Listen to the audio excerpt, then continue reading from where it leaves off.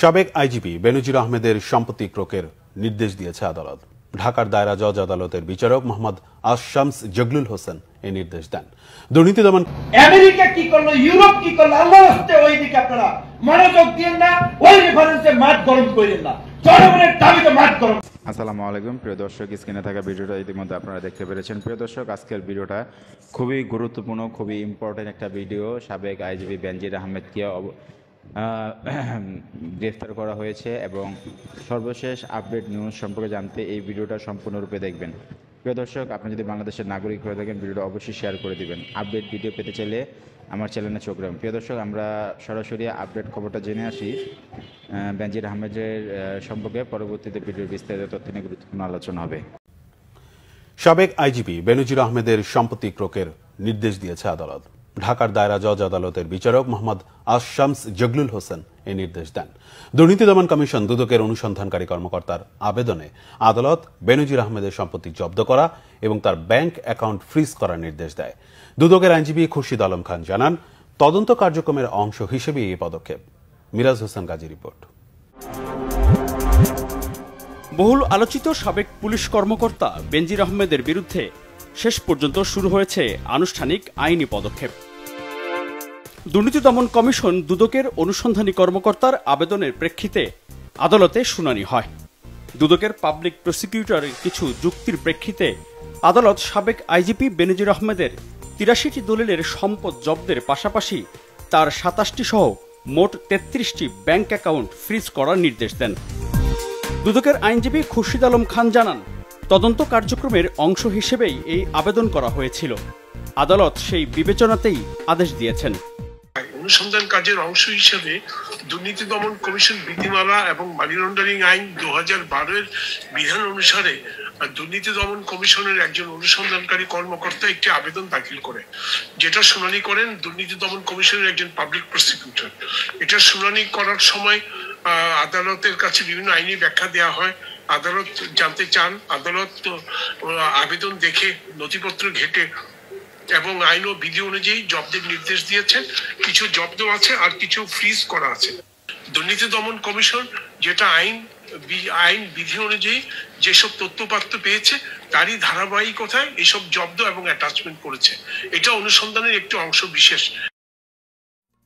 Police প্রধান ও র্যাবের মহাপরিচালকের দায়িত্ব পালনের সময় ক্ষমতার অপব্যবহার করে নিজের ও পরিবারের সদস্যদের নামে দেশে বিদেশে অঢেল সম্পত্তি গড়ে তোলার অভিযোগ ওঠে বেনজির আহমেদের বিরুদ্ধে। এ নিয়ে গণমাধ্যমে অনুসন্ধানী রিপোর্ট প্রচার হলে শুরু হয় আলোচনা সমালোচনা।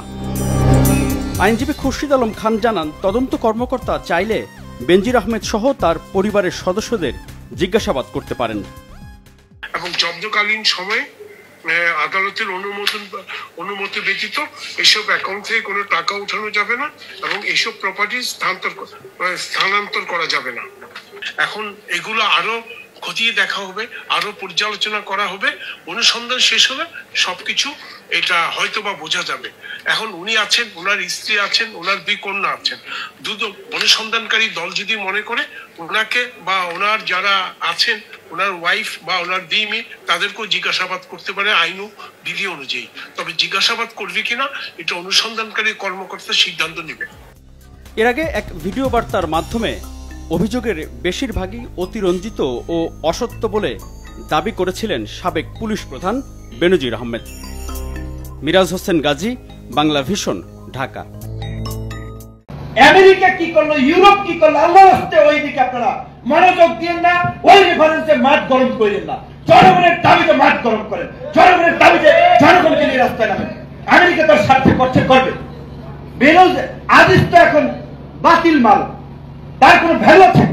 সাবেক সেনাপ্রধান, কত সেনাপ্রধান বইরে রয়েছে, খবর আছে। কাজীদের নিষেধাজ্ঞা দিলি কি না দিলি, প্ল্যানিং একটাকে দেব। বিজনেস করলে লাভ লস আছে, সমস্ত স্ট্র্যাটেজি সবসময় আপনার সঠিক হবে না, এটা আমরা জানি।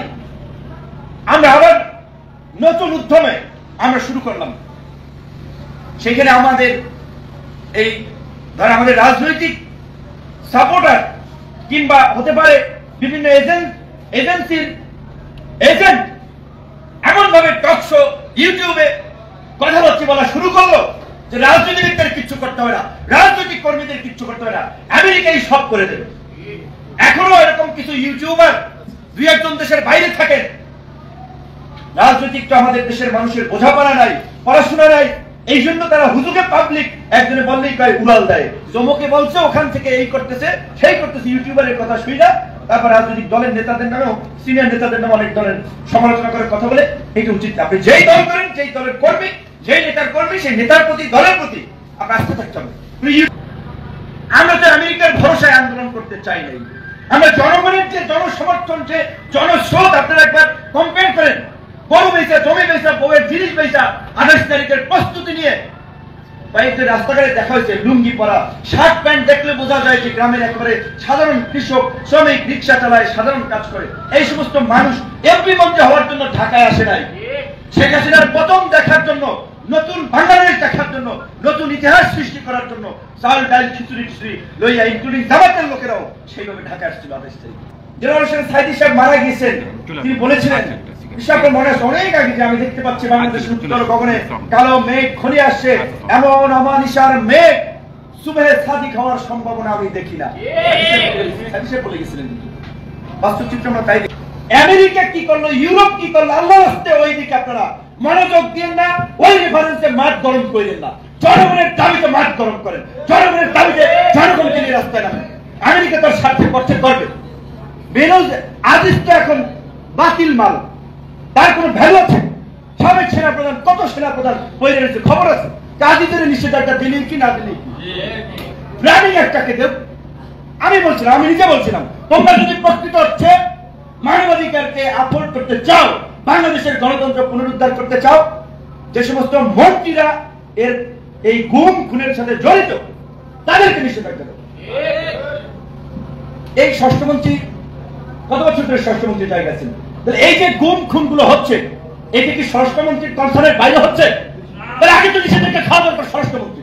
আমেরিকা দেখ, তাহলে আমেরিকা যদি প্রকৃত অর্থে আপনার গণতন্ত্র মানবাধিকার পুনরুদ্ধারের ক্রেতার ভূমিকায় সাধারণ অমরের মতো যে অবতারের ভূমিকা অবতীর্ণ হতে চায়, তাহলে দেখ স্বরাষ্ট্রমন্ত্রীকে, তখন বোঝা যাবে। যাই হোক, আমি এখন আমরা আগুন লাগছে পাড়ায় মহল্লায়, যে যতটুকু পানি নিয়ে আসুক, এইটুকু নিয়ে আসুক আর এতখানি নিয়ে আসুক, আমরা বন্ধু হিসেবেই ওয়েলকাম করি। কিন্তু আমি বলবো এটা, যে আমেরিকার আশায় আন্দোলন হবে না, আন্দোলন করতে আমাদের শক্তিতে। জনগণ আজকে প্রচন্ড রকমের ক্ষুব্ধ, দ্রব্যমূল্য রুদ্ধ গতিতে, মানুষ অনাহারে অর্থাহারে একটা নীরব দুর্ভিক্ষ চলছে। দেশের অর্থনীতি ব্যাংকগুলোকে ধাক্কা করে ফেলেছে, বৈদেশিক ঋণ এখন 100 বিলিয়নের উপরে। নতুন করে রোহিঙ্গাদের আপনার খাওয়ানোর জন্য 54 কোটি ডলার, ডলারকে কনভার্ট করলে কত টাকা হিসাব করেন, 54 কোটি ডলার বিশ্ব ব্যাংক থেকে ঋণ দিচ্ছে। ওই গেল ফুটানি, যে তুমি 18 কোটি খাওয়াইতে পারো, তাহলে 20 লক্ষ বা 2 মিলিয়ন রোহিঙ্গাকে খাওয়াইতে পারবো না। কোন বোন রে বলছিল, কোথায় গেল ফুটানি কি বাহাদুর? এখন ভিক্ষা নিচ্ছেন কেন বিশ্ব ব্যাংক থেকে? এবং এই ভিক্ষার টাকা দিতে হবে দেশের জনগণকে। আজকে আমাদের এতটা ঋণ করে পরবর্তীতে যারা সরকার চালাবে, তাদের জন্য রাষ্ট্র পরিচালনা কঠিন করে দিচ্ছে। সাধারণ মানুষ হয়তো বুঝতেছে না, কিন্তু রাজনীতিবিদ আমরা যারা সচেতন, তারা তো বুঝে, এগুলো তো আমাদের জনগণের কাছে তুলে ধরতে হবে। ব্যাংকগুলো এই মানে একটা কোম্পানি, সবচেয়ে আলোচিত কোম্পানি, এসালাম যেভাবে একের পর এক ব্যাংক দখল করে নিচ্ছে। বিএনপি একটা প্রধান বিরোধী রাজনৈতিক দল, বিএনপি কেন স্পেসিফিক ভাবে নাম ধরে তাদের কথা বলে না? ওই শফিউল আলম প্রধানের কথা বলেছিল, আপনার 64 জনের দুর্নীতি আসেন। আজকে আমরা যদি প্রকৃতভাবে বাংলাদেশকে আমূল বদলে দিতে চাই, দুর্নীতি দুঃশাসনের অবসান ঘটাতে চাই, শেখ মুজিবুর রহমানের সময় ছিল পাকিস্তানের 22 পরিবারকে চিহ্নিত করে, আমরা আজকে বাংলাদেশে এইভাবে যদি চিহ্নিত করি, লুটপাটের সাথে জড়িত 100 পরিবার পাবো। ওই বেনজির, আজিজ, তাদের মতো এরকম চিহ্নিত করে জনসম্মুখে তাদের পরিচয় উন্মোচন করে জনগণ তাদেরকে গণধোলাই দেবে।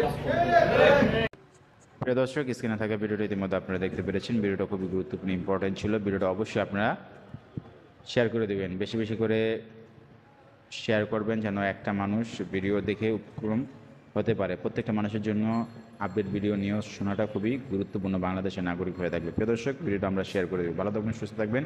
নিত্য নতুন ভিডিও পেতে চাইলে 9 মিনিটে চোখ রাখবেন। আল্লাহ হাফেজ।